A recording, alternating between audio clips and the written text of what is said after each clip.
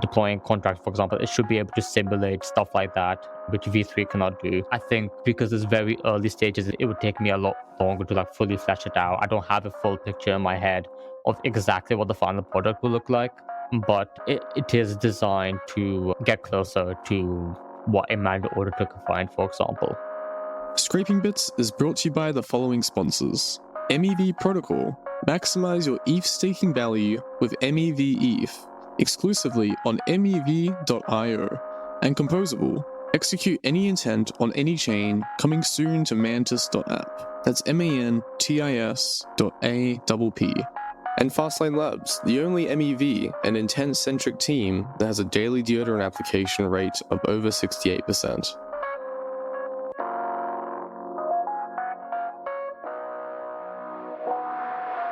GM everyone, my name's DeGatchi, the host of Scraping Bits, and today I have ChaseToLight, the infamous bot racer from C4. How's it going, friend? Yeah, happy to be here. Thank you for having me. Happy to have you on as well. I'm excited to talk about the bot racers. Just for the people that aren't familiar with you, who are you and what do you do? Sure, I'm Chase, also known as ChaseTheLight. I built Light Chaser, which is an order bot with over 800 detectors. I use Light Chaser to compete in Code Arena bot races, of which I'm currently, as of speaking, the number one bot racer. And I also offer Light Chaser privately as well for private clients. Very interesting. This was something I wanted to do back in the day, but I never actually switched into AI. So it's great to see what I could have become. I remember you mentioning it to me ages ago. Yeah, that was really interesting. Yeah. How did you get into all this? Were you doing cybersecurity before, automated tooling, or what happened? How did you get to this point?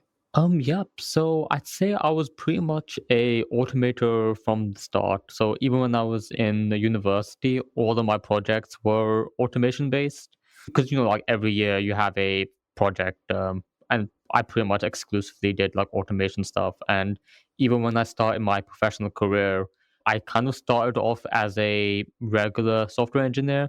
But regardless of what team they put me in, pretty much after a couple of months, I was somehow find a way to pivot into automation. Because pretty much all of these teams, they have like a set handful of tasks which they do on a weekly basis. And obviously, inevitably, I would get those tasks, especially if you're new to the team. They tend to give those kind of tasks to the newer people. And they tend to be quite tedious. So I just used to automate them all the time. And so, yeah, I was pretty much an automator from the start.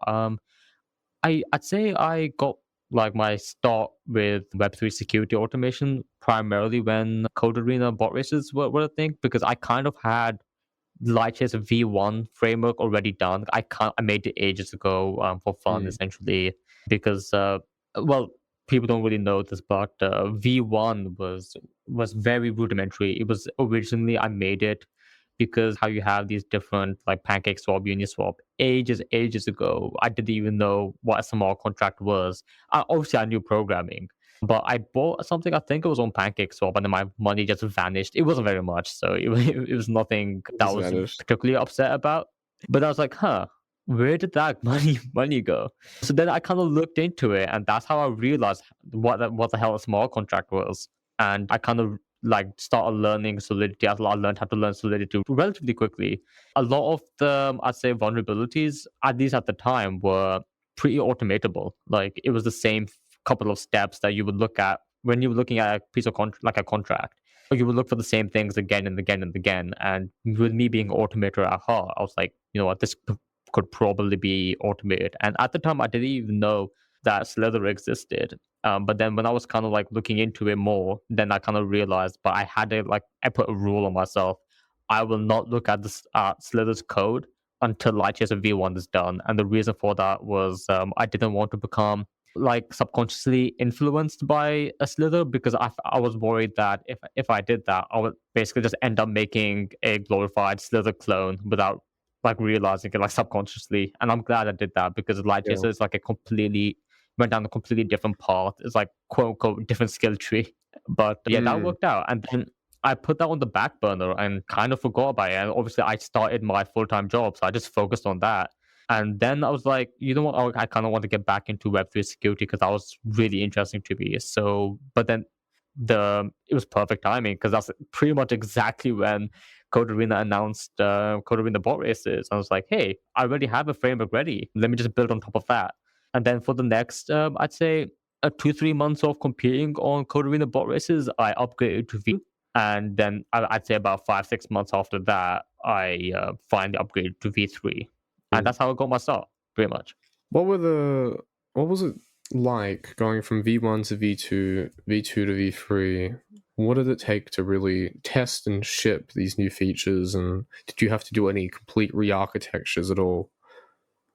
Well, thankfully, no, because when I developed V1, I was pretty fortunate in the sense that I already made it very, very modular. Because my code was super modular, it was pretty straightforward to upgrade. So V2 is built on top of V1 and V3 is built on top of V2. So the way it kind of works is a V3 detector kind of as it executes, it then devolves into a V2 detector and then finally devolves into a V1 detector. So it's fully backwards compatible. You can use V1 detectors with the V3 framework, and you can use V2 with the V3 framework as well. And I think that's been a pretty big strength because it allowed me to like move exceptionally fast when it comes to upgrades. I pretty much make a major upgrade every single week, and uh, pretty straightforward, I'd say, because of backwards compatibility Okay. and everything. This is all for a bot race, right? So we haven't even touched on this, but what is a bot race? Yeah, absolutely. So a bot race is pretty much a group of quote unquote qualified bot racers such as myself. You do have to qualify first. And let me just quickly go over how that works. Essentially, I'd say every month or two, a Code Arena announces for a particular contest, anybody who has a bot of their own can essentially participate in this qualifier, and you send all of your bot reports for that particular contest to C4, and then a judge looks through all those reports and then compares them to the number one bot in the actual bot race, not the qualifier, but the actual bot race. And if you get at least 60% of what the number one bot got or higher, so you do have to qualify first, and there's only 20 slots available. But those 20 bot races, essentially for I'd say 80% of the contests, not all of them get bot races. Some it's usually the solidity ones. At the start of the contest, you have a 1 hour submission window to essentially run the code base through your bot and submit the subsequent report to C4, and then they all get graded individually, and the number one bot gets published. And if you get 80% or higher of the number one bot, then you get a grade A. If you get between 60 and 80%, then you get a grade B. But there's no rewards for grade C, and which is basically anything below 60% of the number one bot, I believe. Interesting.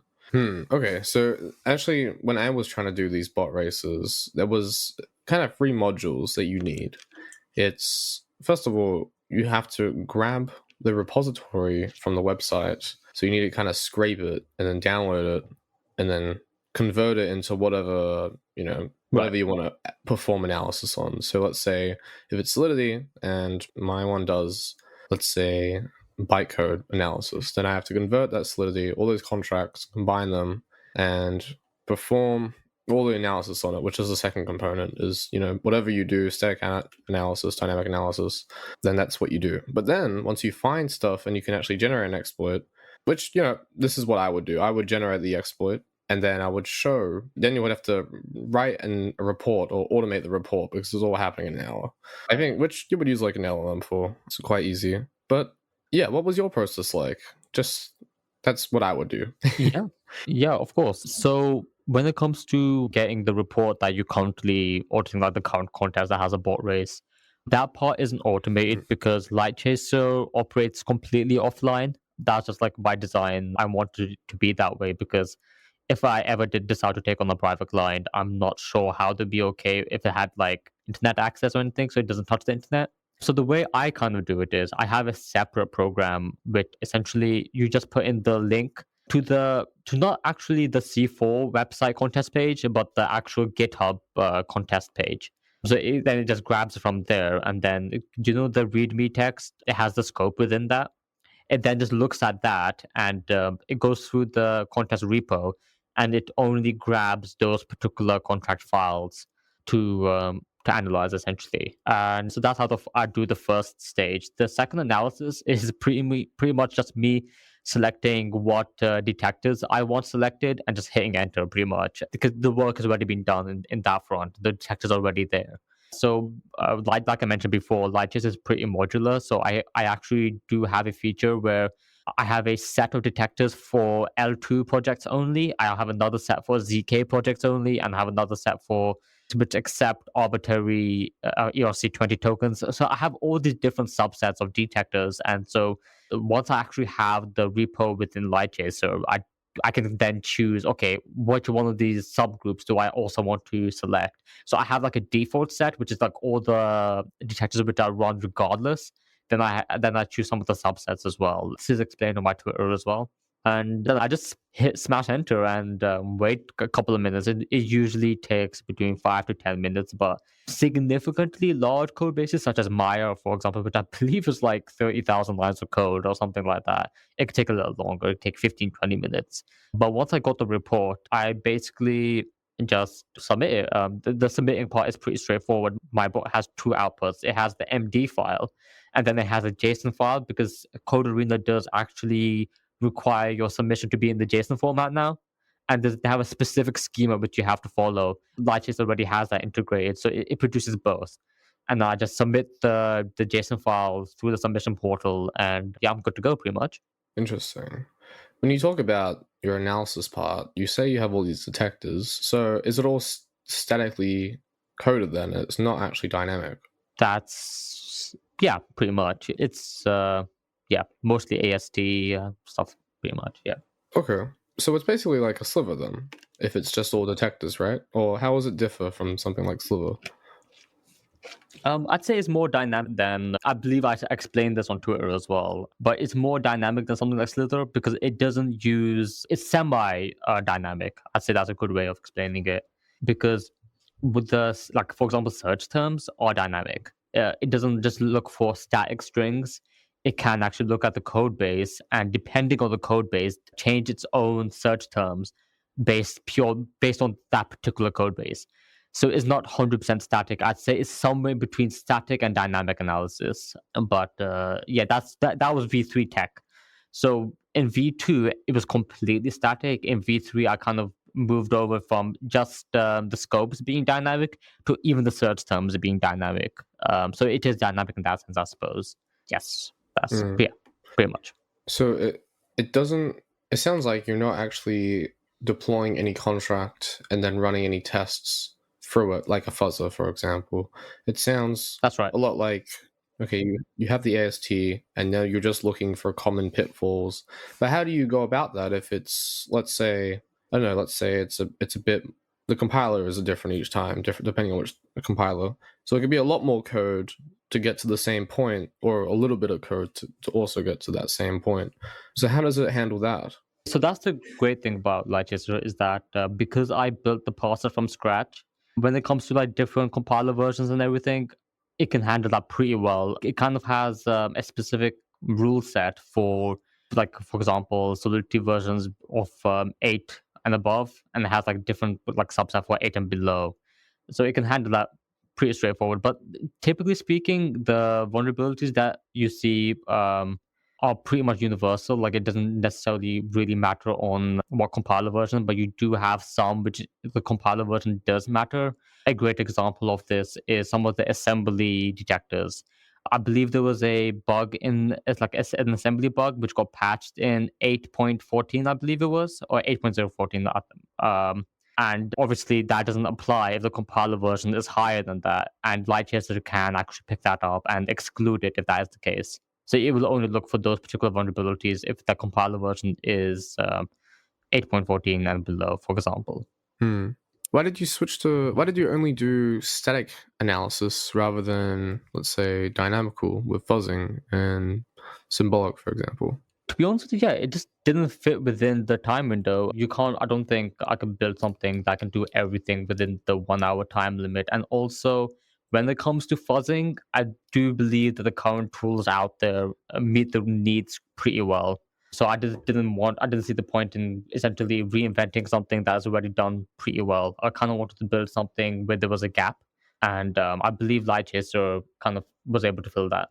The reason why is because if you're trying to find a very complex exploit, for example, let's say pickle finance, where you have to actually generate contracts, 5 different ones, and then, for example, like a delegate call is dependent on an ERC20 dot balance of. I mean, these are pretty dynamical, and depending on what you return for that, you can now access pools that you're not really meant to access. But also, yeah, generating these contracts. So you have to basically generate the contract, the ERC21, and then put in as a return value for ERC20 dot balance of an address rather than an amount. And so it's a custom implementation for this interface, and then that's what's inserted. So are you able to find complex critical bugs at all with static analysis? Static. How do I forget this word? Static analysis. There we go. Yeah. Are you able to find complex bugs at all, or is it more of just like find the common patterns? So for now, it's primarily common patterns. What you call a V3 isn't at the stage where it can do something on par with a complex manual audit. So even when I like work with third party like private clients and everything, Light Chasers was never supposed to be something to replace manual auditors. Rather, it's just another like step in the audit process. So these more complex bugs is something that a human being would excel at. Where automation excels is finding these common patterns because it can do like hundreds and hundreds and hundreds of different patterns for a particular code base within 5 minutes. That's not something that a manual human auditor can do. But the pitfalls of that is obviously when it comes to more complex bugs like the ones you just mentioned, a manual auditor would be far better at finding those. I'd say yeah, automation has its own specific like requirements and its own lane.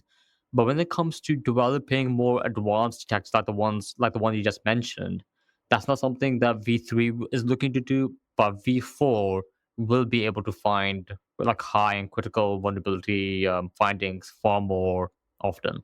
It'd be far better at that. But V4, because of how it's an exponential jump from V3, it's taking me a considerable amount of time to develop it. But that is a lot more dynamic than V3 or V2.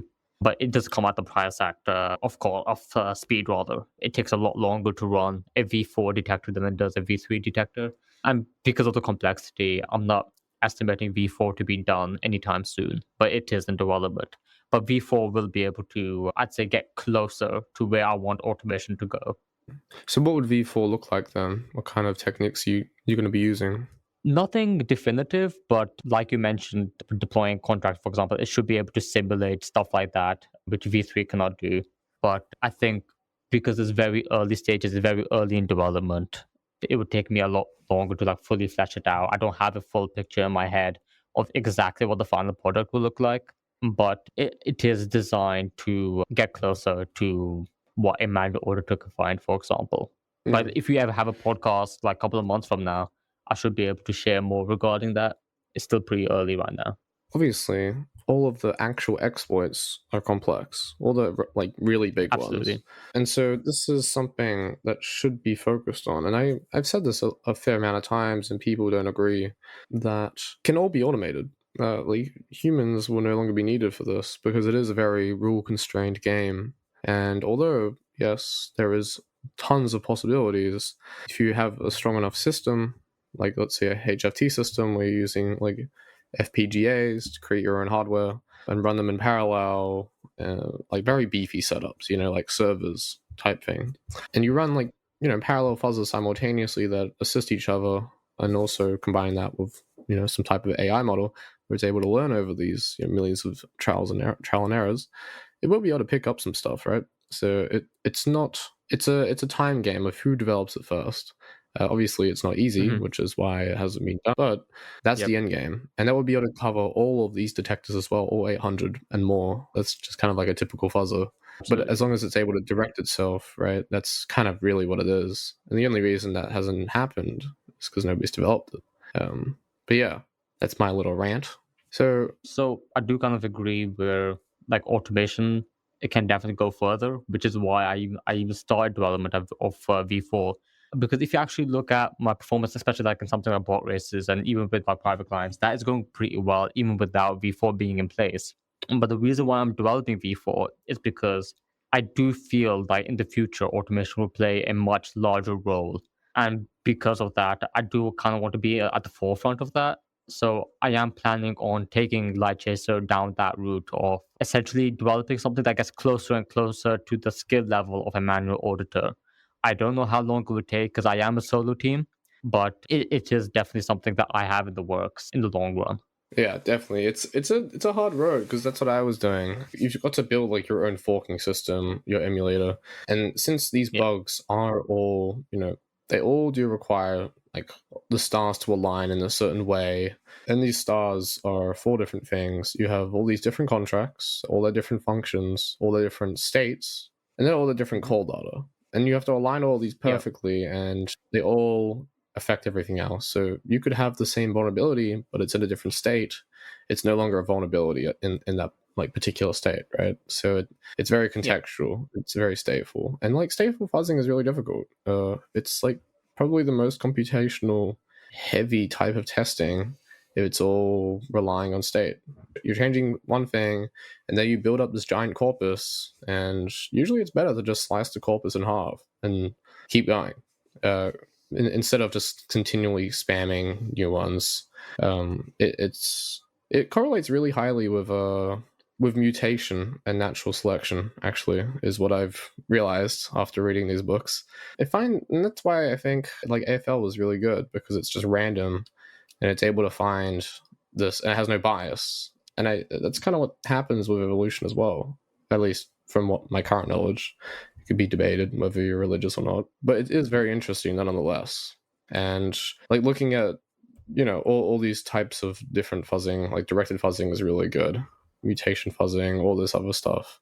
It's super useful. And I think that is the pinnacle of this type of automation because you'll never find real bugs, real complex bugs without, the spatial awareness because they are all in different kind of fields and you've got to combine them all together rather than, sequentially trying everything because you'll just start from, nothing and eventually keep going infinitely. And that's like completely impossible unless you have, dozens of years, thousands of years, or like insane computing. But who knows when that happens? So you have to kind of adjust to the rules of the game. But what do you think actually separates yourself from these other bot racers at the moment? Yeah, I'd say primarily my focus because I've been primarily focused on rather than building detectors themselves, I focus a lot more on the actual underlying framework tech, like I mentioned V4. So I do obviously I'm sure you know this in bot races. Typically, when a bot wins a contest, essentially all the other bots all the new rules that get revealed through the published report, all the other bot races like copy those essentially. So then the bots kind of like it's like a constant race in that regard. So the way I kind of want to take, like you mentioned, what I feel differentiates myself is that I'm trying to take Light Chaser in the direction where the detectors which I build on, for example, V4, is something that can't be emulated on other frameworks unless they develop their own equivalent of V4. So that's the direction I'm trying to go in. I'm trying to get to a point where essentially, provided you don't build on top, like build a completely new framework, you can't compete with V4 detectors. That's the kind of path I want to take. I still, like I mentioned earlier, it's still pretty early days, but I've done some pilots here and there, and I am definitely moving in the right direction in that regard. Interesting.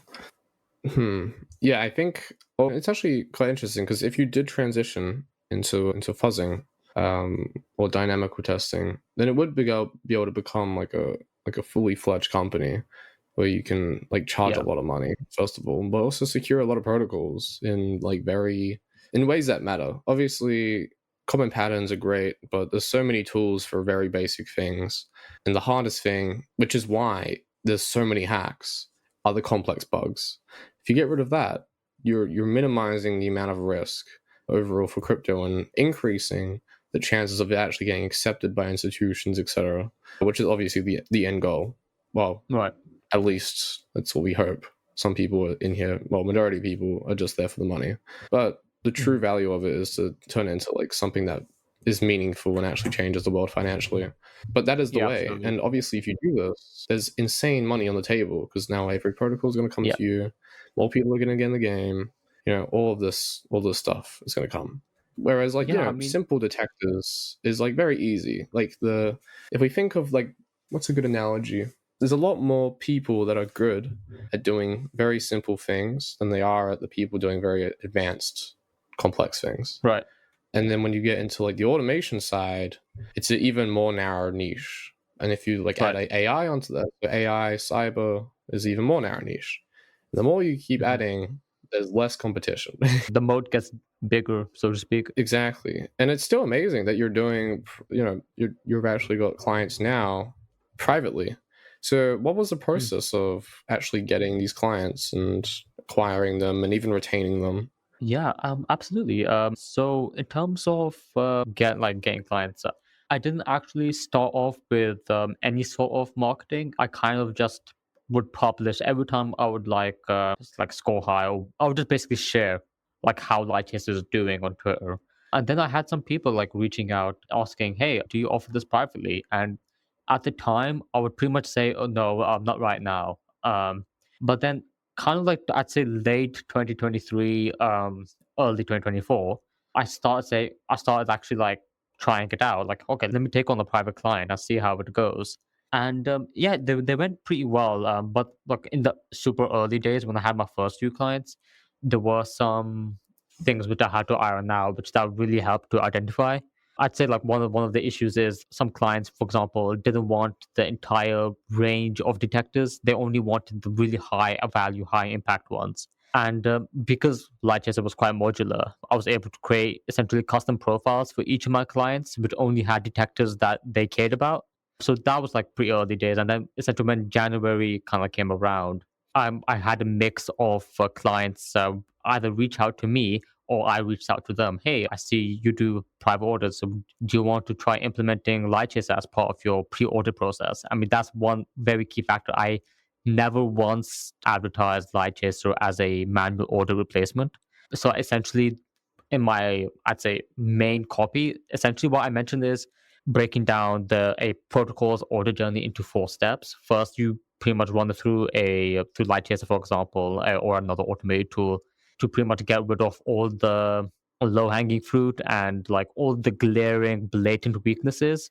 Get all those out of the way because the last thing you want is to go ahead with a manual auditor and all you get back is stuff like, oh, use a safe transfer instead of transfer. Like nobody really wants to get that back from a manual auditor. But if you run it through, for example, Lightchaser, you pretty much get all of those bugs taken care of, and you can also use it as a out of scope list for manual auditors provided to a manual auditor, and then they can just find the more unique, the more valuable, high and critical findings, like the ones that you mentioned.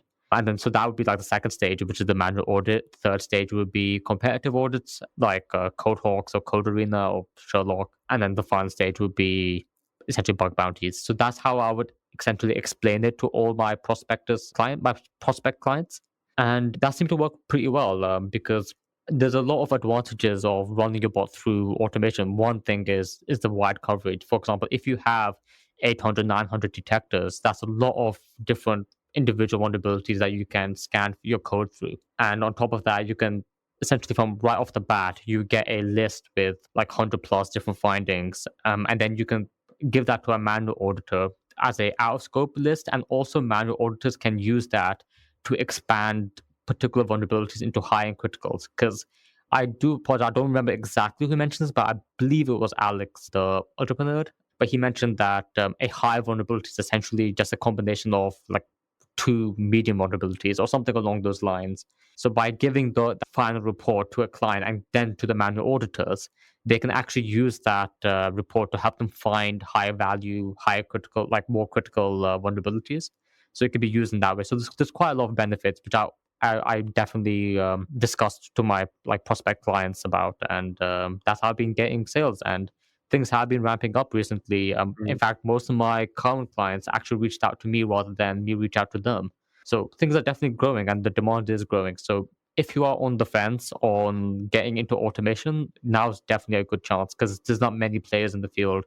There's only like 20 bot races on CodeArena, for example. It's a very good niche to get into right now. Definitely. I think the transition from bot racing into actually, a company for cybersecurity is a good like progression, natural progression. How do you kind of see that scaling out though? Do you think you'll hire people or continue going by yourself, getting into different fields like AI? What do you think? Well, I definitely do want to start a company at some point. I spoke with my accountant a couple of months back, and even he recommended that, okay, I am pretty close to the point where I should, instead of operating as a sole trader, for example, actually fully transitioning into a company. So, I don't have like confirmed dates or anything like that, but I do see in the future, like in 2024, I will probably open a company or something along those lines and operate through that, because I am getting a lot more demand. So it makes more sense for me to operate as a company rather than a sole trader.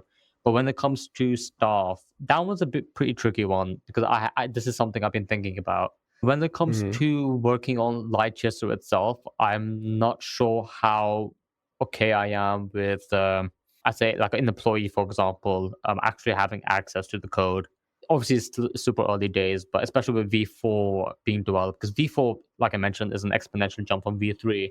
Mm. So I'm more on the side of hiring people to do things which aren't relating to the code itself. That could be, for example, dealing with the client outreach, or essentially compiling, essentially like stuff that you would usually like you would do yourself, but it's very time consuming, but it's not like sensitive or anything like that.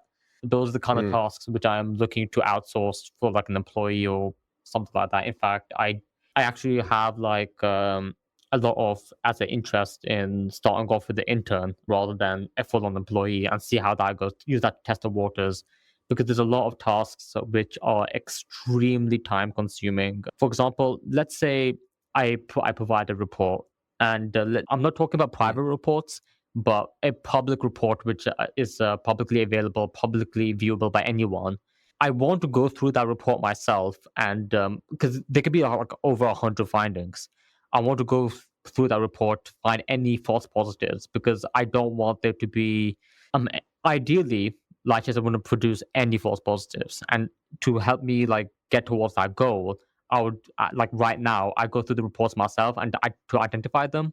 That's the kind of tasks which I can offload to an intern, for example, provided the report is public. I would never do that with a private report, for example. I'll just do that myself in that case. But yeah, Mm. hopefully there'll be a company this year. Definitely. I remember I tried to do the same actually. So I made the company and I had the same issue. I was like, okay, I don't want to release or have them see the entire repo. So a good solution actually is Mhm. just modularizing it and letting them work on certain things. You can take that into the core. So yeah, you can kind of have them specialize Yeah, in a certain thing. For example, I had a quote unquote intern. I wouldn't really say that, but we were working together. He was right, like showing me the ropes on like Web 2 security and forensics, and I was showing him like Web 3 stuff and giving him mentorship on that. And right, like what he did was work on modules outside of the actual code base that would be implemented into the code base, but were still like important, right? And so yeah, it's kind of a two-way street. But if you want to upgrade your current architecture, I mean, you're going to have to eventually modularize it so they can work on it, which becomes trust, and that's like kind of the whole point of working in a team is trust. Otherwise, it doesn't really right. work.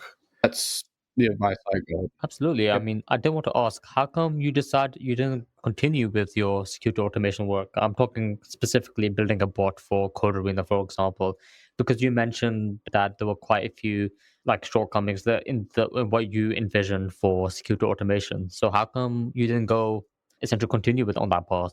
Yeah, I think the major one is the realization that AI is a lot better than what people think it is in terms of cybersecurity, especially in a ruled, confined game like, EVM security. It's very, Mm, I think AI enhances it quite a lot. And you don't have to do it, right. obviously. But I think in the future, definitely, there's just going to be a few companies, if not just one, that will be able to completely dominate the market. It'd just be like AI based fuzzing. And I initially had like a lot of back. I was pushing back on this for a long time, like a couple months of, this isn't really AI is just fuzzing with extra steps, but it's not that. Right. It actually learns and it becomes intuitive, and it's no longer fuzzing at that point because it now has past experience over multiple projects, multiple runs, and so I thought it was kind of futile me doing a manual one. Although I still have the idea that I want to go back and finish it, but also long-term thinking, it's much better to get into AI, even if you're not like creating models from scratch. It's still better to understand them, and then you have a pathway to creating them. It pulls you into math and that kind of architecture anyway. So then you can upskill, and you can keep upskilling like that. I mean, you can just keep going down like the cybersecurity route and automated tooling, but eventually you're going to hit a point where you're versing someone doing the exact same thing as you with a custom model, and you will never be able to beat them, Right. because in order to implement all these heuristics, which there is a lot, Right. because it's always changing, right? You would never beat something that learns in an automated way and implements it itself, because you're going to have to implement all of it.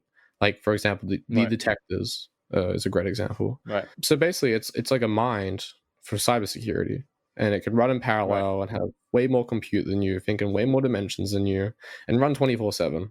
It's just very powerful conceptually, and there's just, when you think about it, with the trade-offs of manual implementation versus something actually learning, it's like a mind literally dedicated to it, like an entire being. It's Right. if it's done correctly, there's no competition at all, and it makes sense to pursue that, even though it may be the long road. The long road. Anything worth doing is hard, right? And I think Yeah, long absolutely. term, it's way better doing that if you want to really invest in the future, because then you're going to get to a point in the future where you're like, oh, I wish I did this, And although you might have made a lot of money with the previous thing, what's the opportunity cost of what is what it comes down to. Yeah. What are you willing to trade off?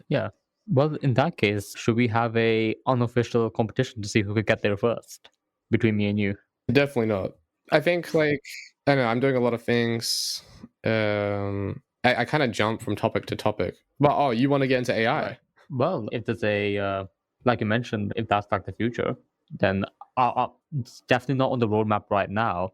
But things will probably end up going down that direction in the future. Who knows? Yeah, what I predict for you is, since you've already done the stack analysis kind of stuff, you're going to fall into the same kind of realm I did, where you go into taint analysis, you discover how like amazing that is, and then you build your own EVM emulator, forking system, build a fuzzer, build symbolic execution. And then as you're building the fuzzer, you're like, wait, this is perfect for AI, and you'll fall down the exact same route.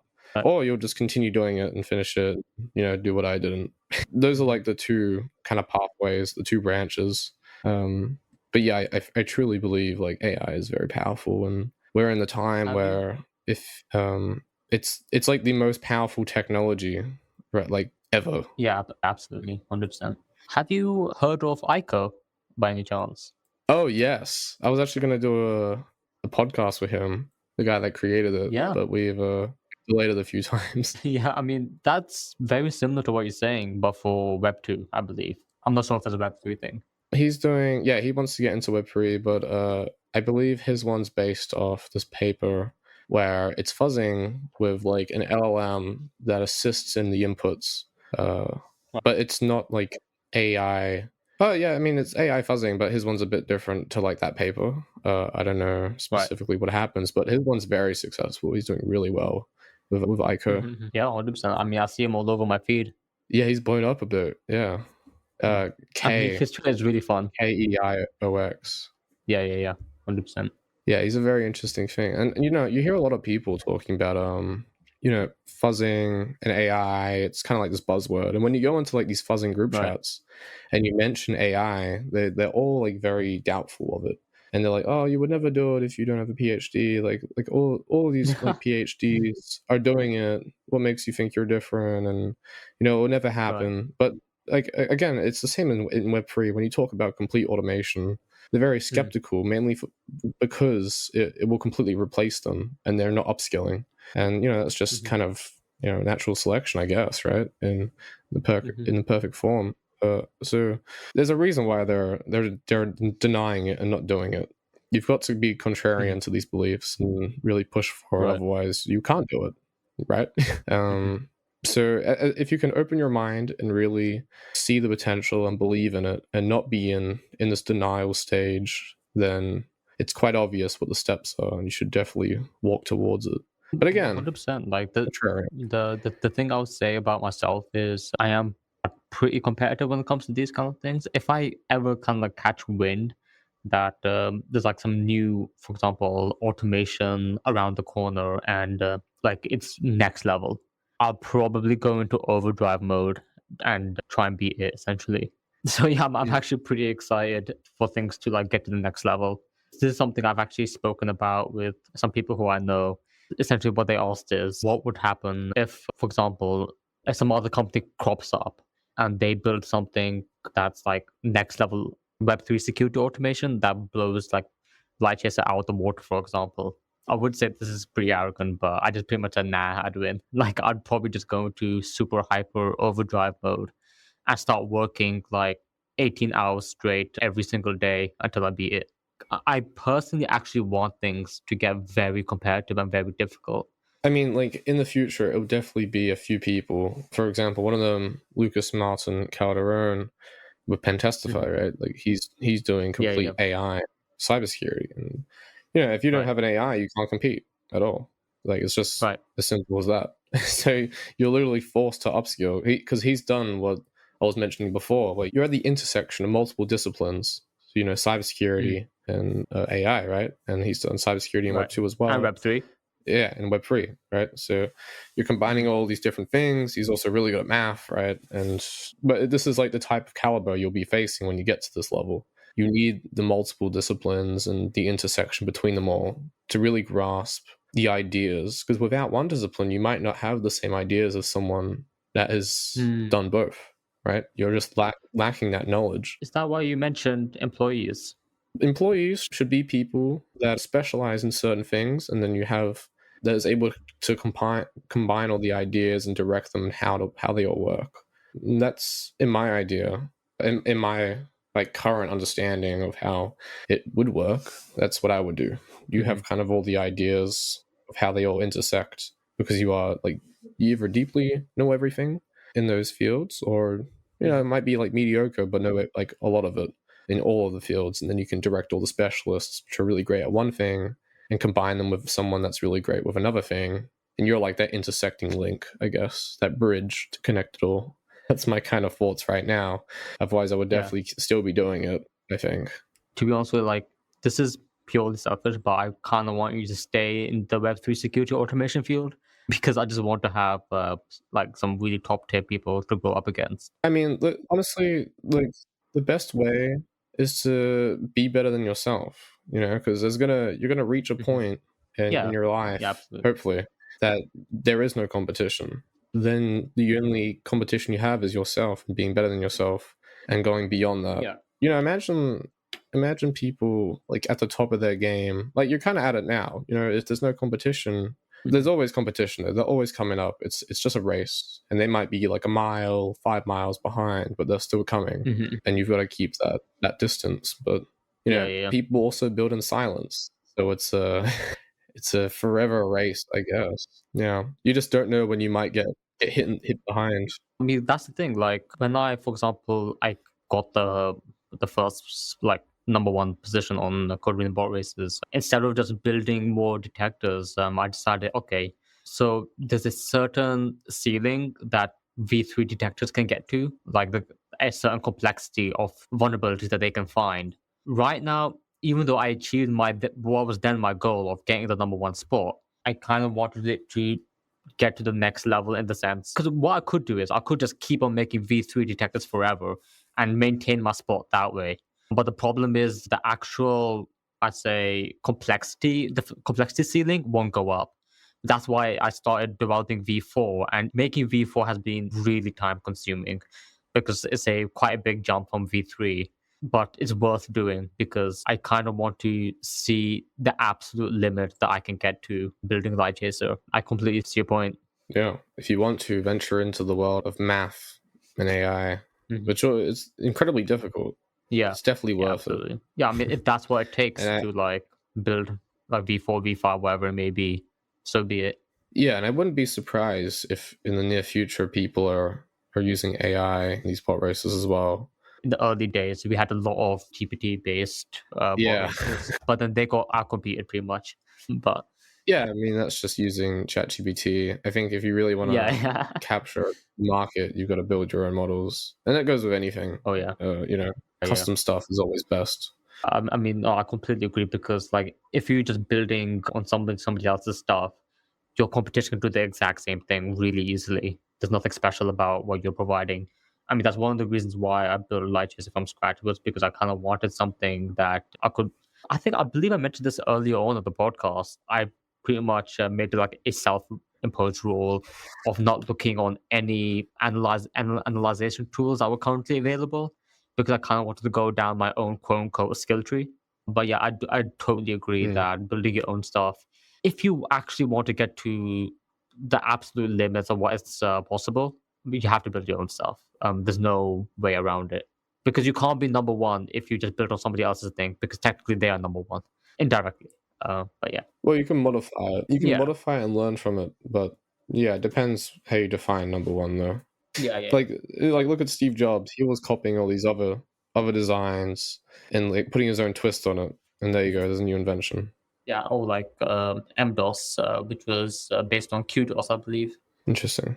But man, I really hope you get into the AI world and upskill and join the revolution in the new world. It's been really great chatting to you, Chase. I hope all the best for the bot races and hopefully the upskills 100%. When you get into it, you come back on.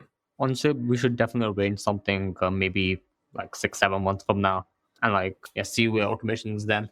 Definitely. Until then, take care.